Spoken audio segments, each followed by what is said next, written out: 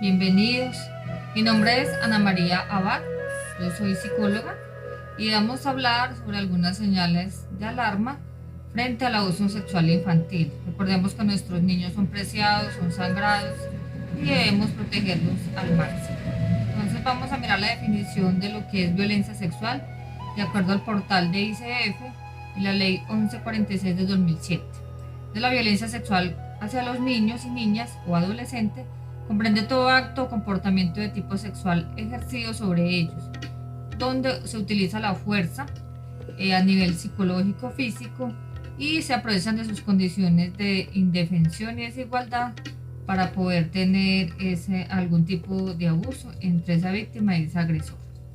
¿Cuáles serían algunos signos de alarma que podemos poner alerta sobre que la violencia sexual, identificando si algún niño o adolescente quizás esté teniendo alguna situación de abuso? Lo primero que vamos a identificar es un dolor o una herida en esa zona genital o anal.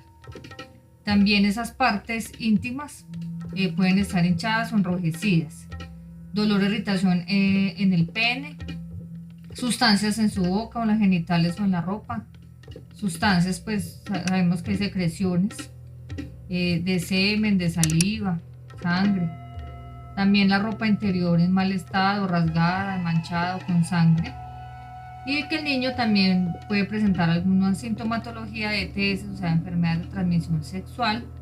También dificultades para sentarse, para caminar. O sea, en sí hay una cantidad de señales físicas que nos alertan sobre dolores, que nos dicen que también hay situaciones extrañas. También podemos presentar en los niños moretones, rasguños en otras partes del cuerpo, donde pues, si le preguntamos que dónde se aporreó algo, pues quizás en su mirada o en su respuesta, pues en su lenguaje no verbal, pues podemos identificar de pronto que algo está pasando con el niño. ¿Cuáles serían también indicadores comportamentales? El niña o adolescente pues, estaría perdiendo el apetito, llantos frecuentes injustificados, temor o miedo a estar sola o solo con una persona particular, rechazo hacia un adulto o un cuidador de manera repentina, de un momento a otro no se quiere bañar o desvestirse delante de nosotros. También empieza ese niño o niña adolescente a aislarse, de estar más encerrado en su cuarto o debajo de la cama. Va a tener dificultades en sus procesos escolares.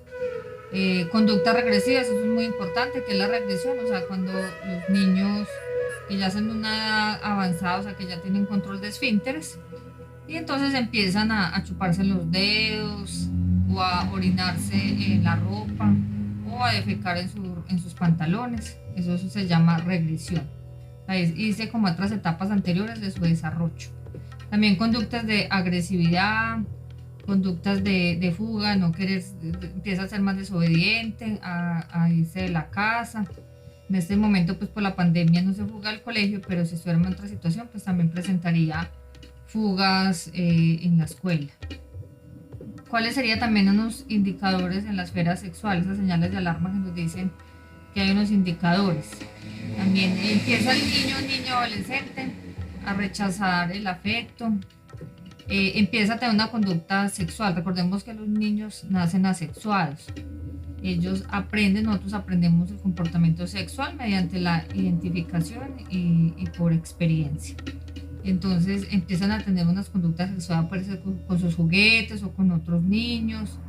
Empiezan de pronto a guindar a un adulto que se esté bañando, que esté en el baño. Empieza a tener conductas sexuales con sus pares, agresiones sexuales a otros niños, confusión sobre su orientación sexual. ¿Qué quiere decir eso? O sea, si es un niño, empieza de pronto a querer ponerse ropa de mujer o al contrario, o no querer jugar con sus mismos congéneres. Y también lenguaje de contenido sexual, o sea, empieza ya a hablar de una manera grotesca y muy sensible frente al ano, a sus órganos genitales, nombrándolos de una manera irrisoria, burlesca e intimidadora. ¿Cuáles son aquellas situaciones de riesgo que pueden generar mayor probabilidad de que un niño sea abusado? Pues inevitablemente la violencia genera más violencia, entonces la violencia intrafamiliar es un factor de riesgo. También si hay un hogar donde hay maltrato físico, psicológico de alguna índole, recuerde que palabras oeces, el alzar la voz, el tener castigos injustificados, eso es maltrato. También los estilos de comunicación de los padres, o sea, que en vez de decirle al niño su nombre, le decimos groserías. Entonces, eso es una dificultad en la comunicación. Cuando los niños no tienen, o sea, todo el mundo lo manda, o sea, manda el padre, el abuelo, el hermano mayor, el primo, donde todas esas personas lo mandan y a la final nadie lo manda.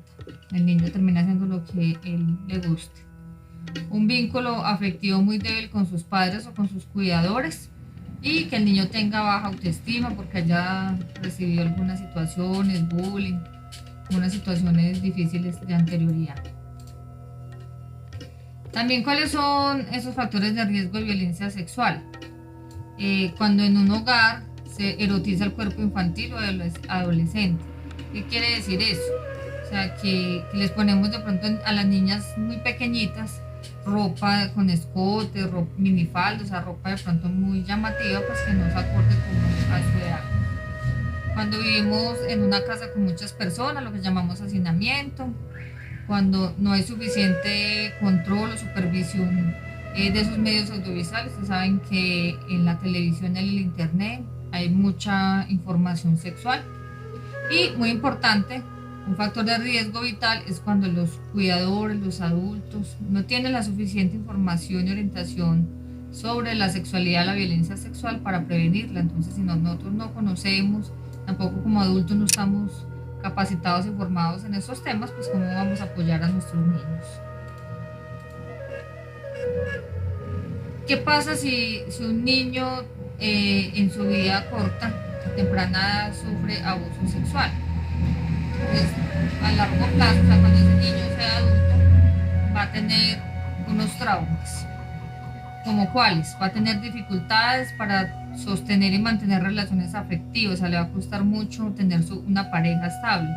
Va a sufrir de depresión, va a tener conductas suicidas, anorgasmia quiere decir sobre todo en las mujeres, que le va a dificultar tener un orgasmo. O sea, cada vez que tenga una experiencia sexual no va a sentir, digamos, ese placer que lo pueden tener otras personas que no han tenido este tipo de traumas. Enfermedades mentales como ansiedad, trastorno afectivo bipolar o cualquier tipo de alteraciones emocionales. También va a tener una conducta violenta, la va a reproducir en su ambiente familiar, una dependencia afectiva porque le enseñaron desde niño que mediante la sexualidad pues se le está amando, y eso no es cierto. No podemos, porque a veces el victimario le hace entender eso al niño, que eso es una forma de afecto. Entonces ese niño va a creer y siempre va a buscar que lo posean y que tenga esa dependencia afectiva hacia esa persona cuando tiene una relación afectiva cuando sea adulto. Dificultades respecto a su identidad sexual. Muchos niños, sobre todo hombres, que han sido abusados en primera infancia, terminan siendo homosexuales sabiendo que puede ser heterosexual. No es que esté mal la identidad de género, sino que al vulnerar y a generarle una vida sexual a temprana edad, pues no va a tener esa posibilidad de construir y él mismo identificarse con el género que considere a nivel sexual. Entonces hay mucha probabilidad que las personas abusadas se tornen homosexuales o bisexuales, o sea, tengan alguna dificultad en su identidad sexual y les va a afectar obviamente su personalidad. También alteraciones en su autoconcepto, en su autoimagen. Es decir, las personas abusadas a temprana edad a nivel adulto, pues les va a costar mucha dificultad reconocerse, en hacerse respetar de otros, entonces van a ser vulnerados muy fácilmente. Si nosotros nos damos cuenta, ustedes en casa, de pronto hay una señal de alarma en las que acabamos de ver o saben, ya identifican que hay un proceso de abuso, ¿qué podemos hacer? Entonces hay que exigir y solicitar atención en salud. ¿Por qué? Porque la atención primaria, o sea, la atención básica inmediata, va a generar una atención mucho más favorable para ese niño, un restablecimiento de sus derechos y también un acompañamiento en orientación a sus familias. Entonces, toda entidad de salud, pública o privada, tiene que prestarnos ese servicio y tiene prioridad a las víctimas de violencia sexual, sobre todo si son niños, según el Ministerio de Salud y esa resolución. ¿Dónde podemos ir? Entonces vamos a llevar al niño, niña, adolescente a una clínica, a un hospital público o privado, un centro de urgencias, un centro de salud. Allí ya lo van al médico competente, pues le va a hacer la revisión inmediata y va a determinar pues, si hay que hacer algún proceso ya penal. Si se determina que hubo rompimiento de himen, de ano o del prepucio, entonces sí se genera una denuncia penal, pero recuerde que si eso no está establecido, no es un requisito para atención médica. Lo primero es que nuestro niño, niña o adolescente pueda recibir esa atención médica y se pueda estabilizar a nivel físico, porque si no, entonces le va a afectar en su alimentación, en su patrón de sueño y en todos sus comportamientos y en su desempeño de la vida diaria. Entonces, ¿qué atención se debe brindar el sector de salud a todo ese niño, niña, adolescente víctima de abuso sexual? Entonces, ¿a qué tiene derecho ese niño, niña, adolescente? A una atención médica y apoyo psicológico oportuno, a medicamentos para prevenir infecciones de transmisión sexual y el VIH-Sida, también anticoncepción de emergencia. Recuerde que el abuso sexual, sobre todo en adolescentes, es complejo en caso de que haya un embarazo no deseado y por ley eso está determinado que se le da esa anticoncepción de emergencia máximo a los 72 horas. También asesoría para la interrupción voluntaria del embarazo, si es el caso, esa ya tiene varios meses, digámoslo así, máximo 3 meses. Y toma de muestras para obtener evidencias de hecho. Recuerde que estas muestras son importantísimas para un proceso penal y que esas muestras se deben tomar a brevedad. Por eso es tan importante llevar a los niños en caso de que sospechemos de algún abuso. Inmediatamente al centro médico más cercano para que esas muestras sean tomadas y sean suministradas como algún tipo de evidencia. Entonces, ¿dónde podemos denunciar penalmente cuando ya se ha hecho todo un caso, ya se identificó que sí, que hubo algún tipo de abuso de un niño, niña, adolescente? Entonces, ¿dónde pueden ir los papitos? Entonces, encontramos entidades como la Fiscalía General de la Nación, el CAIBAS, que está aquí en Manizales, tenemos varios CAIBAS, en el Centro de Atención Integral a Víctimas de Abuso Sexual, a un Centro de Atención Penal Integral a Víctimas, a las URI, que son las unidades de reacción inmediata, a las salas de atención a los usuarios, a los SAU, a la Policía Judicial, a la Policía de Infancia y Adolescencia o las comisarías de familia. De que tenemos muchas entidades que nos van a apoyar, o sea que no tengamos miedo de denunciar, de pedir ayuda, al menos a la policía más cercana, o pidiendo apoyo a la Policía de Infancia y Adolescencia, que ellos están en toda la capacitación y capacidad para orientarnos y decirnos qué debemos hacer. No tengamos miedo, porque lo primero es proteger a nuestros niños. ¿Qué podemos entonces hacer para denunciar penalmente un caso de violencia sexual? ¿Y por qué eso es tan importante? Porque muchas veces callamos, nos quedamos en silencio, nos da miedo, sentimos mucha culpa porque de pronto al victimario lo van a ingresar a la cárcel y entonces nos vamos a sentir culpable. Pero recuerde que si no pedimos ayuda, primero hay que creer en nuestros niños, escuchémoslos. Los niños por lo general no dicen mentiras.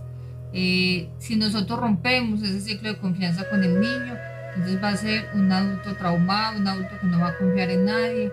Entonces dámosle ese acompañamiento y pidámosle al niño que va a estar en un momento de seguridad, de tranquilidad, pero escuchémoslo y busquemos las ayudas pertinentes, que con esa revisión médica y atención psicológica inmediata pues podemos determinar si sí fue de alguna manera un abuso y evitar que se siga perpetuando esa situación en los niños.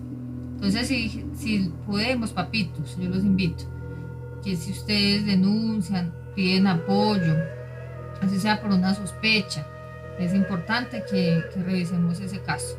Y así pues vamos a evitar futuros abusos sexuales de ese mismo perpetrador en otro familiar, en otro niño que esté cerca a esa comunidad. Eh, Podemos, al nivel de cuando se hace una denuncia, se hace todo el proceso de acompañamiento, pues vamos a ayudar a ese niño a recuperarse emocionalmente mucho más rápido. Y de esa manera pues vamos a lograr que sus traumas se minimicen y que pueda tener una vida y una calidad de vida normal y que pueda hacer su hogar y tener su estabilidad emocional y de salud mental. No queremos que sus hijitos, que sus niños sean adultos traumados, sean adultos enfermos mentalmente o un adulto que dependa de medicamentos, que se esté intentando suicidar, que sea una carga emocional muy dura para una familia por no haber denunciado, por no haber hecho algo a tiempo. Podemos prevenir mucho. Entonces, les vuelvo y les digo, es muy importante escuchar a nuestros niños, que ellos confíen en nosotros. Nunca les digamos que somos mentirosos o que porque acusa a alguien, no, escuchemos y preguntemos lo evidente, miremos esas señales físicas, miremos sus cambios de comportamiento, en actuar pues a la ligera, pero siempre creyendo y escuchando a los niños para poderlos apoyar. Recordemos que los hogares, ustedes papitos, deben generar un ambiente de paz, de armonía. O sea, los niños, todos los seres humanos hemos aprendido a amar el valor de la vida en nuestro hogar. Entonces es allí donde debemos generar esa confianza, un ambiente sano. Y si la mamita también por temor está sufriendo o algún tipo de violencia, recuerde que también todas las instituciones que ahorita nombramos están dispuestas para apoyarlas. No nos quedemos callados, denunciemos, apoyémonos, busque apoyo de una amiga, de un familiar. Y hay también líneas amigas en la alcaldía. No por miedo quedémonos en silencio, porque recuerde que también la omisión genera muchas consecuencias. Muchas gracias.